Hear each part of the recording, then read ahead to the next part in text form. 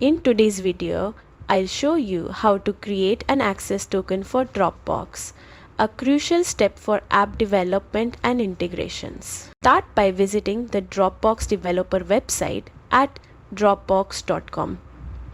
Once there, click Create Apps on the dashboard. The first step is to choose your API. Select Scoped Access for fine-grained control over what your app can access. Next, choose the type of access your app needs. App folder for a single folder or full Dropbox if your app needs access to all files. Then, give your app a name that clearly represents its purpose and click Create App. After your app is created, scroll to the Generated Access Token section in the app settings. Click Generate and Dropbox will provide your access token. Copy and securely store this token.